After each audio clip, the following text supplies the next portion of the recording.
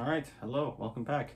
Today I'm going to be starting the series, which is going to be covering all 18 attendees of this year's International, where I just go over their past two seasons, including the majors, looking at some win-loss stats against their opponents and some other teams that are also going to be attending. And I'm going to be starting this list. I'm going to be making my way through this list of all the attendees from bottom to the top based on their DPC standings, based on where they finished in the DPC standings. And I did this so that I could sort of start with some of the lesser known teams, maybe give a little bit of exposure early and work my way up. And by starting like this, I'm actually starting with probably the most popular team in Dota right now, or at least in the past few years, where we have OG, who actually finished the lowest on the DPC standings out of every single attendee. They finished the season with roughly 36 points. Of course, they had, I think they won 50 points total, and they had two 15% reductions when they had their roster switches. The first one being mid one being subbed out for Ana, and the second one, Ana being subbed out for Sumail. So yeah, we have our lowest ranked DPC team in OG, finishing 35th place overall in the standings and finishing 6th place out of all the teams in the Western European region. So only 3 teams going from Western Europe, and these guys finished 6th place and they make it. So kind of impressive there. All right, looking at their first season stats, they go 3-4 in their series, so they go below 50% or below 500. In individual games, they go 9-11 and they finish 5th place. They did do a tiebreaker. They lost the tiebreaker, so they did not get that direct invite into the major, so they miss out on the first major of the year, which was the Singapore major, of course. Looking at the teams that they beat, they started off strong. They won their first 2 series 2-1, and then from there just kind of fell off. They lose that series 2-0 to the Alliance. They beat Nigma the next week, but then they lose 3 in a row. They lose 2-1 to Viking GG, 2-1 to Liquid, and 2-1 to Secret. Now, losing to Secret and Liquid is not usually that big of a deal, but Viking GG only won 2 series in that entire season, and one of them was against OG. So, kind of uncharacteristic of OG maybe, but regardless, they miss out on the first major of the year. So these are the only stats they get, and I believe this is where they got their only DPC points, which is why they had those 2 15% reductions on it, because they got it so early. So after that, we go into our second DPC season, which takes place in March.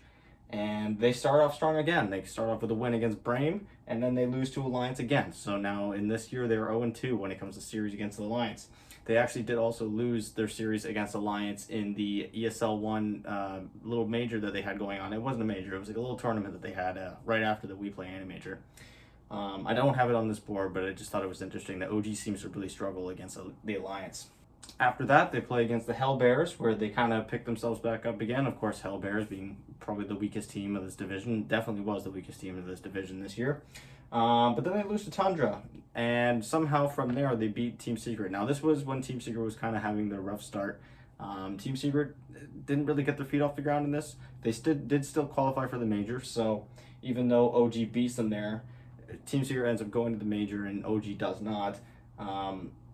And then again, they just kind of fall off at the end of the season. They play against Team Nigma and Team Liquid, and they go 0-2 in both of those series. So they end both of their seasons really roughly. And because of those rough endings, they end up missing both majors this entire year. So this is going to be one of the shorter videos, because just by the way that the DPC works, all the teams that are at the lower standings are less likely to have attended majors or done well in either season, well enough to attend those majors. Therefore, there's going to be a lot less stats for me to cover.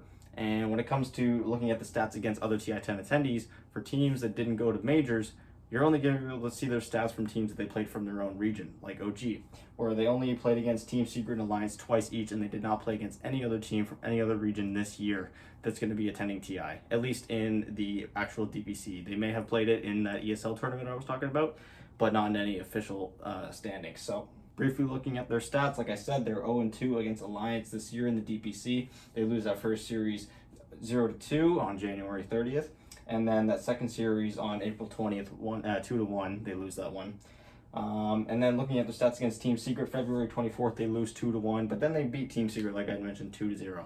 So again, there's not really a whole lot of stats to work on, and starting from the bottom of the list is going to be really bare like this until I start getting up to the higher teams, specifically the ones that were attending both majors. So yeah, just sort of starting off small and working my way up. And I figured that I'd upload today because I'm actually getting my COVID vaccine later this week, and so I wanted to make sure I could get something uploaded just in case I wasn't in good enough health condition to be posting again later this week. So I still wanted to make sure that I had 2 uploads this week, as I will be doing at least from here until the start of the international. So yeah, that's gonna do it for OG. Again, starting at the bottom of the list. Didn't exactly have the best year, but they still qualify. And yeah, these guys are a TI team. So even if they did have a whole lot of stats on this board, I don't think it would have been very telling, because OG is just one of those teams that just becomes magic around this time of year. So you can't really put a price on any of that. So anyways, yes, thank you guys so much for watching. Again, this was a really short video, but I wanted to get it out there. And I will talk to you guys later. Bye.